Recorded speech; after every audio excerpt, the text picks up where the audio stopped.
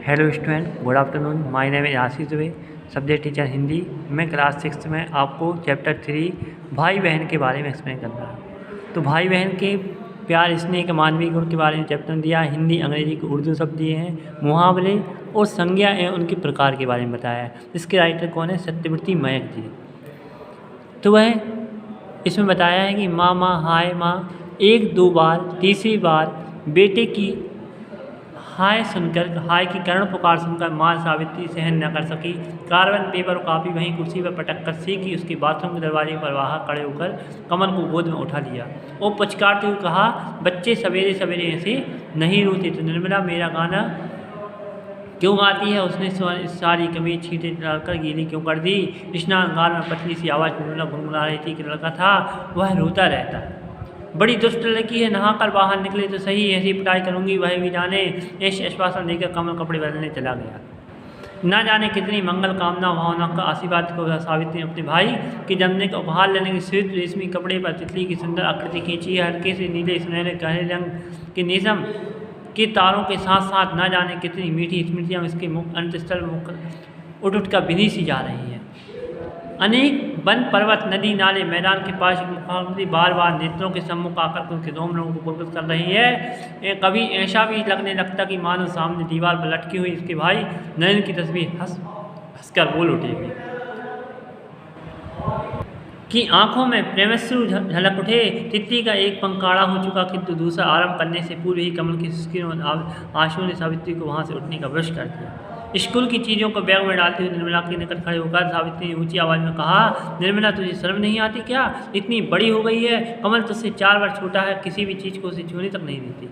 हर घड़ी विचार होता रहता है, अगर उसने तेरे पेंसिल बॉक्स को उतरने के लिए छू लिया तो क्या हुआ? निर्मला सिर नीचा करके मुस्कुरा रही थी। यह देखकर माँ को गुस्सा और अधिक बढ़ गया। उसने फिसल में कहना शुरू कर दिया, रानी जी बड़े होने पर पता चलेगा। तो माँ की झिड़कियों ने नन्हे मस्तिष्क को उलझन में डाल दिया। विस्मित सी होकर वह केवल माँ के पूछ से गंभीर कुतूहल दृष्टि डालकर रह गई। करीब आधे घंटे किंचित उदास सा मुख लिए निर्मला जब कमल के साथ स्कूल चली गई तब सावित्री को सारी बकबक सारहीन प्रतीत हुई।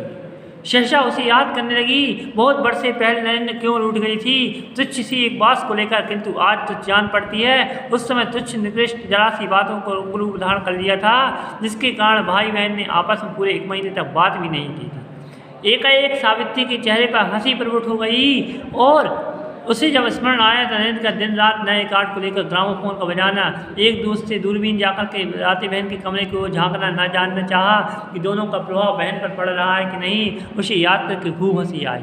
तब कैसे मौन धारण की मिठाई की तस्करी ननद के कमरे में रख देती थी। रेशमी कपड़े को पुनः हाथ में करते हुए बढ़ते हुए सावित्री ने मन ही मन प्रतिज्ञा की कि अब से वह बच्चों को कभी दर्द का फटकार नहीं लगाएगी। इधर 12 बजे की आधी छुट्टी में खाना समय कई आरोप कमल से मौजूद थे। निर्मला मुझे अपने साथ साथ नहीं चलने देती, पीछे छोड़ आती कमला। मामला कुछ गंभीर था और दिन होता तो शायद निर्मला की इन शरारतों पर हंसी मजाक समझ कर टाल देती, परंतु उद्दंड लड़की सवेरे से उसके प्रिय और आश्चर्य होकर बार बार डाल रही है। एक हल्की सी चपत निर्मला को वहाँ पर डांटते हुए बोलो, बस इतना सा स्कूल से तेरा नाम कटवा दूँ। यह सब तेरे साहिबी की स्कूल की शिक्षा का नतीजा है। जरा सी लड़की ने घर भर में आफत मचा रखी है। अभी से भाई बहनों की शकल सूरत नहीं भाती, पर ना जाने क्या क्या करेगी। फिर थाली में पूरी तस्करी डाल करके आगे जाते हुए धीमे स्वर में बोला, देखो निर्मला, मैं तुम्हारे घबराने बराबर की नहीं है। भाई बहन की तंग नहीं करती थी, अपने माता पिता का दुख नहीं देती थी, परंतु कहते हुए भीतर ही भीतर सावित्री की झिझक ही आ गई। हम दोनों सीता के घर में जुलूस देखने के लिए वहाँ। अच्छा, कमल ने विनम्र स्वर में कहा कि नहीं जी, अपने घर में दिखाई नहीं पड़ता। मानने के लिए कहा कि दरवाजे की ओर पर निर्मला खड़ी है, कैसी चालाक लड़की इस गरीब को आगे करती है, कभी कुछ कहना होता हो। जाओ, जाना हो तो सावित्री ने झुंझला का उत्तर दे दिया। 5 बजे मोहल्लम का जुलूस निकलने वाला था। पल भर में सैकड़ों मनुष्यों की भीड़ इकट्ठी हो गई। सावित्री का ध्यान काले हरे रंग बिरंगे वस्त्र पर जनसमूह की ओर, कभी जुलूस की ओर, कभी मोटरसाइकिल बैठे हुए व्यक्ति की ओर आवाज खींच रहा था। इधर बालिका निर्मला के होश हवास एकदम गुम हो गए। जल्दी से वापस लौटकर आते ही उसे सारे कमल में परछाई तक नजर नहीं आई। व्याकुल सी वह कमरे में दूसरे बरामदे में पंखहीन पक्षी की नजर न ही फड़फड़ाती हुई दौड़ने लगी। उसकी आंखों में अंधेरा सा छा गया। उसने सब कुछ सुनसान सा प्रतीत होने लगा।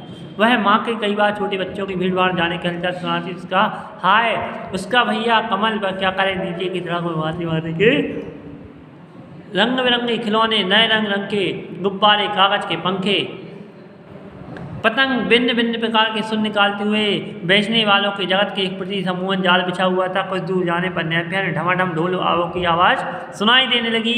निर्मला इन सब चित्ताकर्षक चीज़ों को बिना देखे भीड़ भाड़ से चेरती हुई भीगती भागती सीता के घर में आ गई और कमल तो वहाँ पर नहीं था। रोते रोते निर्मला की आंखें सूज आई, चेहरे का रंग सफ़ेद पड़ गया। आखिर वह हिचकिया लेते हुए गले से लुढ़क करके माँ के पास बोली, कमल नयन, कमल तो सीता के घर भी नहीं है। सावित्री का तन बदन एक सा सहसा काँप उठा। क्षण भर में भीड़ और मोटरसाइकिल वह से अनिष्ट आशंका उसके दूर घूम जा गई थी, किंतु वह अपने भागते लड़के को न स्पर्शित थी। उसे पूरा विश्वास था कमल जरूर ही यहीं कहीं होगा, दुकान पर खड़ा हुआ अथवा किसी नौकर के साथ जुलूस देख रहा होगा। उसने फूट फूट कर रोती हुई निर्मला के हृदय से लगा लिया। ना उसे धीरज बनाया, बल्कि आश्चर्यचकित हो गई और रह रहकर एक नूतन अनुभूति मन में करने लगी। और से भला माँ के दिल को कोई भी नहीं समझ सकता। कमल की चिंता होने लगी और निर्मला तो दिन रात कमल का सताया करती थी। जुलूस समाप्त हो गया और उसमें छिन्न सभी लोग छिन्न हो गए। मोटरसाइकिलों का आने जाना फिर से पूर्ववत जारी हो गया। साथ ही फुटपाथ पर पड़ोसी डॉक्टर साहब के नौकर को हाथ पकड़े घर आता हुआ दिखाई दिया। सीढ़ियों पर उसे सिरकने की आवाज़ सुनकर के सावित्री ने मन में हो गई और कमल को भुजा पास बांधने के लिए निर्मला दुगन से बीच में रो रही थी।